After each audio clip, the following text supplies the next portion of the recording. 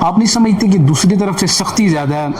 ایک بندہ جو تحریک تحفظ ناموس رسالت صلی اللہ علیہ وسلم کے لیے میدان اول میرا دھرنے ہوں، مظاہرے ہوں، وہ صف اول میرا، ایک ایسے شخص کو عوام کے سامنے گستاخ بنا کر پیش کر دیا گیا یا مختلف الفاظوں سے نوازا گیا، تو یہ تھوڑی زیادتی ہو گئی ان کے ساتھ۔ لیکن میں آپ کو یہ بتاتا ہوں کہ یہ جو گالی کلچر ہے، گالی گلوچ پگڑیاں اچھالنے کا جو رویہ ہے، خواہ یہ ان کی طرف سے ہو یا کسی اور کی طرف سے، وہ قابل مذمت۔ صحیح ہو گیا۔ میں اس کے لیے ایک بات 20 کے بار کہہ چکا ہوں، خواہ وہ ڈاکٹر آصف یوسف صاحب کی اپنی طرف سے ہو، ان کے ماننے والوں کی طرف سے ہو، یا دوسری کسی بھی سائڈ سے، گالی کلچر جو ہے وہ ہمارا نہیں ہے۔